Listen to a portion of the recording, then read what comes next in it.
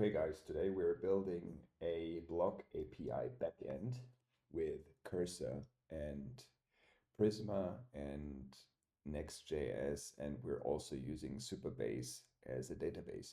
For that, I've opened Perplexity and basically told it to create a prompt that I can feed into Cursor, which will then use the information and create the backend in a couple of seconds. So let's just go ahead, copy the prompt, switch to Cursor.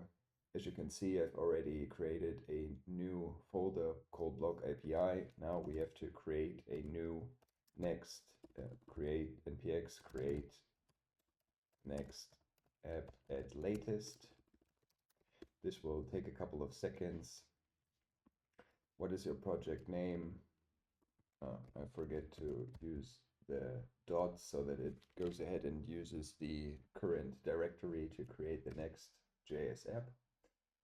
Yes, I want to use TypeScript. Yes, yes. I also want to use the source directory. I want to use app router. No. So this should only take a couple of seconds. As you can see, npx is creating all the boilerplate code for our Next.js. Now we hit Command and I to open the composer and paste our prompt. So what's important here is we have to delete that line because we've already set up the project. We don't want Clark.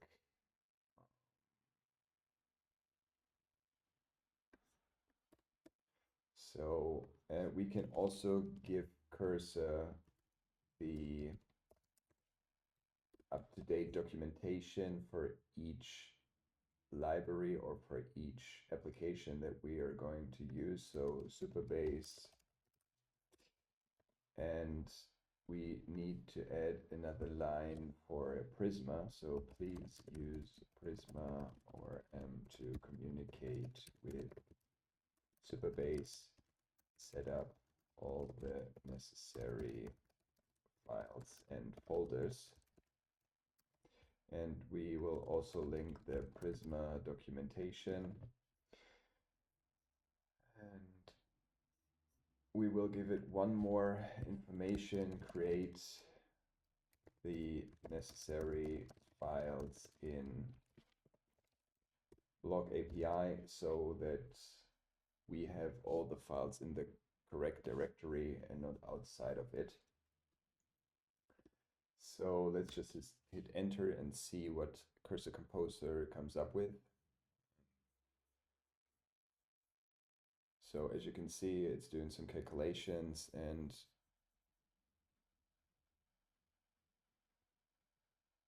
it still puts all of the files outside of the directory, but that's not a problem. We can easily fix this later on. Let's just finish it.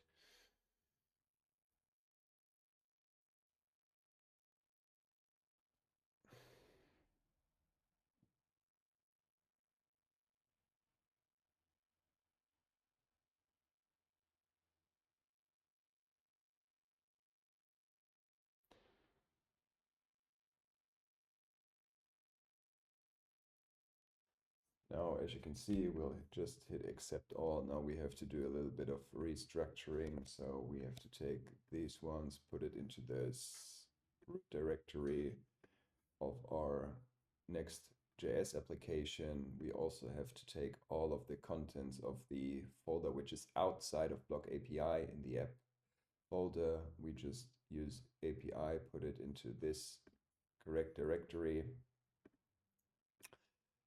And we will probably have to change some of the imports for the different files.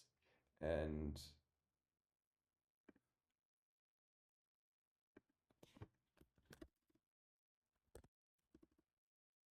we will do this in a second. For now, let's just look at the files that Cursor Composer created. As you can see, for the articles, we have this route, which basically enables us to get articles and create new articles. Same goes for the users. Here we can fetch a specific user with a specific ID. Now, in this folder, we can fetch all of the users currently saved in the database. This is our Supabase client. We still have to install quite a few libraries so that we can fix those errors here at the top. Same goes for Prisma. And we also have to add the different environment variables and API keys so that we can basically connect the front end and the back end to each other. So this is our Prisma client. And if you scroll, if you look in the composer and you scroll down a bit, it should give you all the, okay, usually Composer also has a small window where it tells you, okay, you have to install these dependencies. But since they're already in our package.json, we only have to hit type npm install, wait a couple of seconds, and it will actually go ahead and install all the necessary dependencies. And this should already fix a few errors. As you can see, this file is green now. So we have to change to fix the import.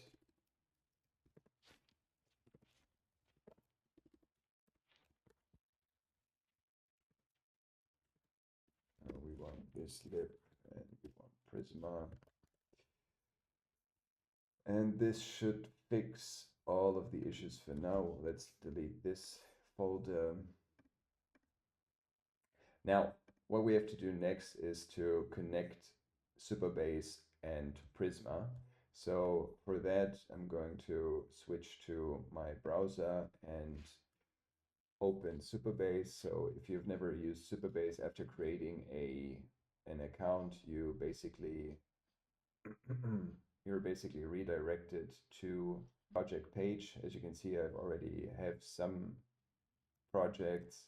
Now, if you don't see any project, you just hit new project, choose the organization. As you can see, I've already created Block API, so I'm just going to work with that. Then we're clicking on the project settings, and what we need right now is this string for the database. We have to add it to our environment variable. Let's just rename this to, so there are no reference errors in the future. So we add the database URL like so, and you have to add the correct password. And so just so you know, I will delete the project after posting this video. So you won't actually have access to my database, okay? And the other thing you have to add is the URL, the base URL for your project, and also the public key. Hit save, and now let's just see if we get any errors when we run the application. Run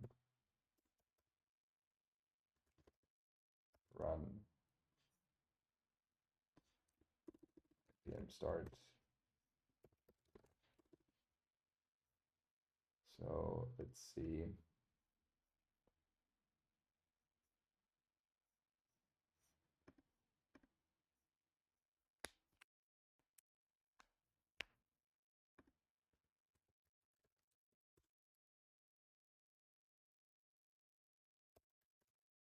Let's hit run.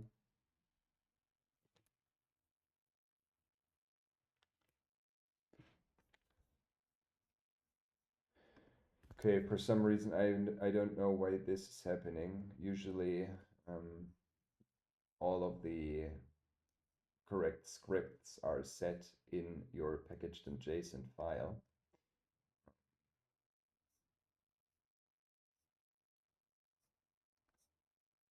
but let's just use chat to fix this. It seems that I can't start my app because there are missing scripts. Please fix this issue. And let's just switch to Claude.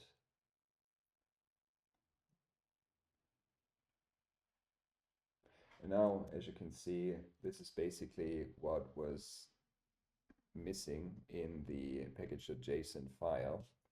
And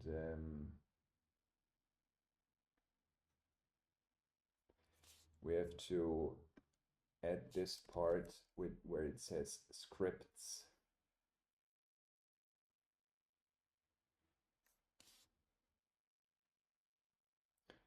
Basically, we have to add this whole part here. So let's delete this one. And now, hopefully, this should work. Now we can ignore the errors for now. Let's just open localhost in our browser and see what we get.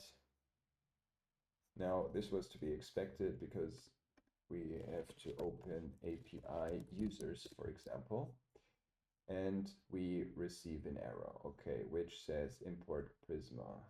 Okay, module not found. Let's see.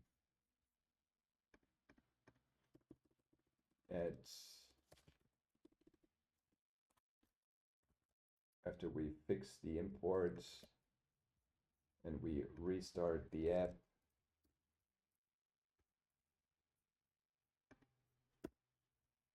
okay, now we get a different error. Okay, server error, import Prisma client. Which is in Prisma.ts.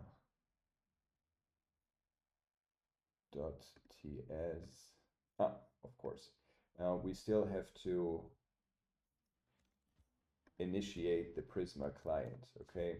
So for that, let's just stop the server, change for the switch to the composer and open the control panel. Now, as you can see, we have to generate the Prisma client and we have to connect our Prisma schema, the file that we created here, to the Supabase backend, okay? So that the API actually knows what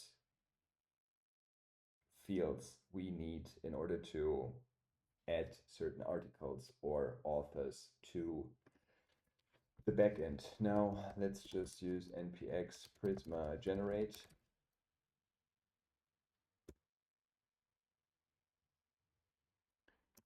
Yes.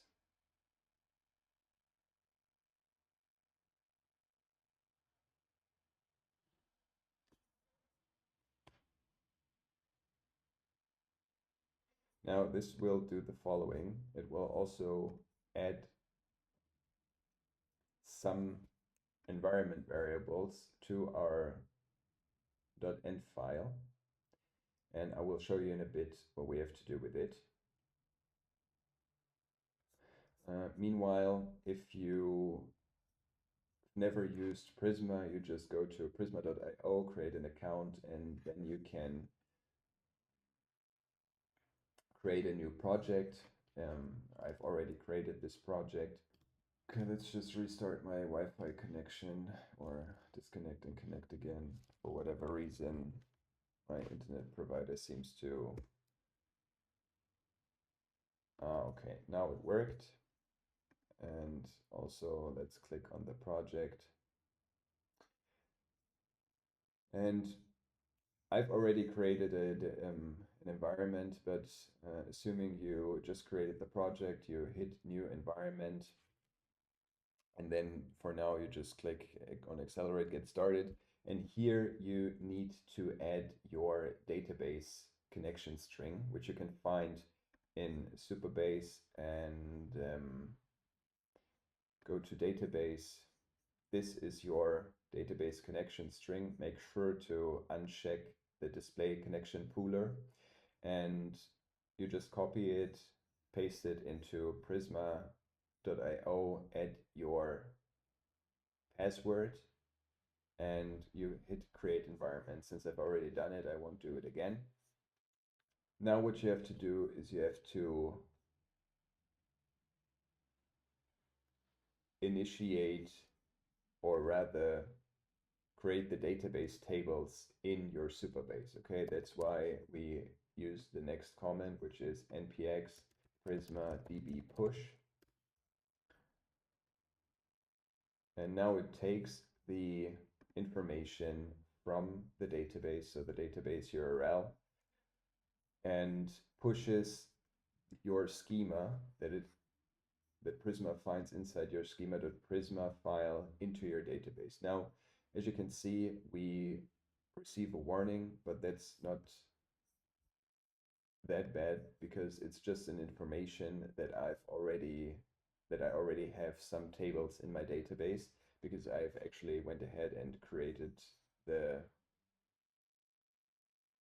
project before I was recording the video. So all we have to do is hit enter, and now it will basically override the already existing table, which results in data loss, but that's not a problem. Yes, I want to ignore the warnings. And now, as you can see, your database is now in sync with your Prisma schema. And now I have users and articles, but they're both empty. Okay, now let's start the app again. npm run dev, open the local host, API users. And now, as you can see, we receive an empty array, which is a good sign, since now we can access the API and add users and add articles. So to actually test if the API route is working, we're going to use Postman. If you've never worked with Postman, just Google it and download it for your desired system. After you've installed it, you will just open it, you click on collections, you will create a new collection. As you can see, I've already done this. I've called it Block API. And here, what we're going to need is the URL, HTTP localhost port 3000 API users. And we need the body, and we want to enter raw data. Now, if you don't know how to add data, users, or articles to the API, that's actually not a problem, since we can just ask Cursor. Okay, now everything appears to be working. How can I verify that I can actually add, delete, update users and articles in my backend? I want to use Postman to check. Now, if you enter, Cursor will give you a step-by-step plan for how you can check if it's working. Now, as you can see, we need to create a user post, and this is the JavaScript object we have to push or post to the URL. Now, let's change this request to post. Let's paste the JavaScript object, and let's just call it Alfred Hitchcock, and let's name the email alfred@google.com, and the password, we'll call it just "this is my super secure password." And now, if everything's working, we should get a success message. Okay, now we receive an error message, which basically says we expected a string, but we received undefined. Okay, now let's just verify, but because I'm not sure if we can actually add the password. I think that's not the case. No, it's just the email and the name. Okay, so there cursor has made a little mistake. We don't actually have the password field inside of our um, user object. So let's just delete the password part. And now if we hit send, we receive internal server error. Okay, so let's just look what exactly the error is. Maybe we'll just restart the server. Okay.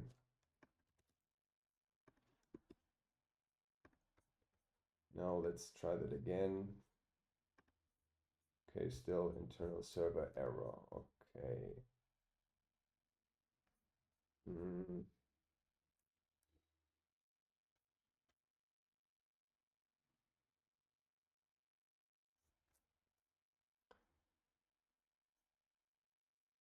now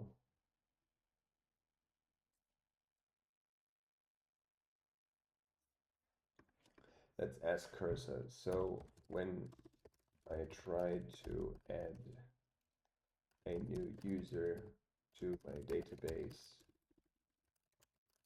by using a post request in Postman, I receive an internal server error 500. Please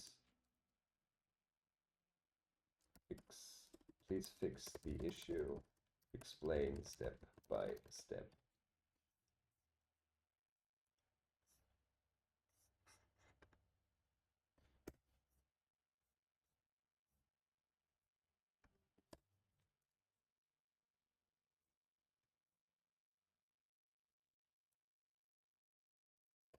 Ah, okay.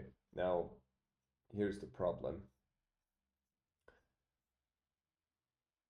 As you can see, I just used the wrong name for a name. Okay, it's actually not username. It was like this, but it's name and email. So let's try that again. And now, as you can see, we've successfully created the user. And if we switch to our browser and hit refresh,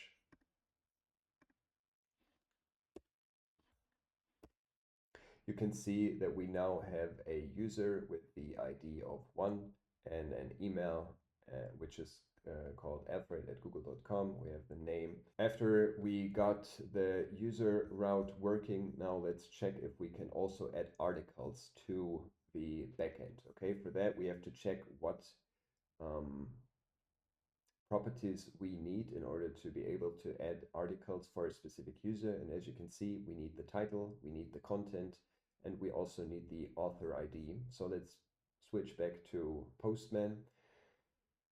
We still want the post request, but we have to change the URL from users to articles. And we also have to change the we also have to change the JavaScript object we're pushing to this URL. Okay, we have to call it title, content, and author ID. And now if we hit send,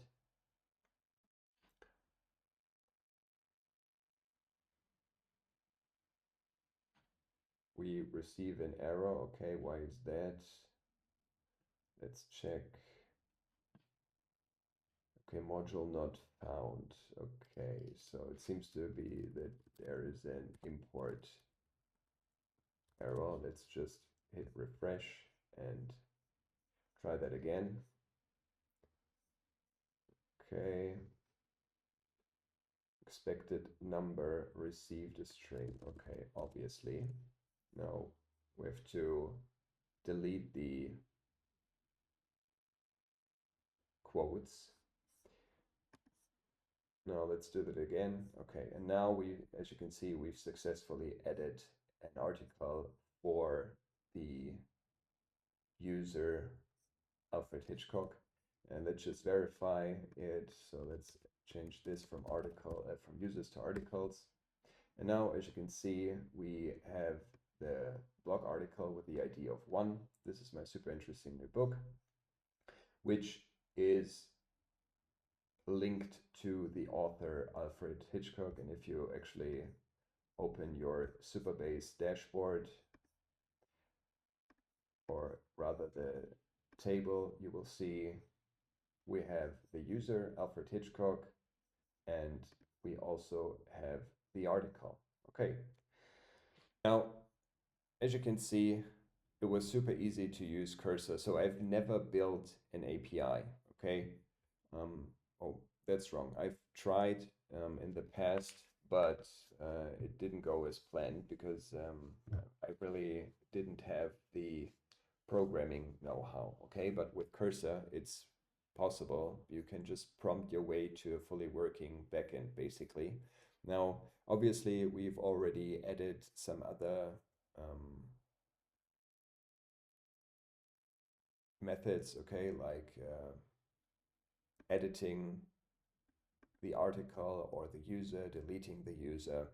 And what you can do from here is basically improving your application so that you add authentication, for example, to protect your routes from. But this is just, since this is just a demo, I think we'll call it a day.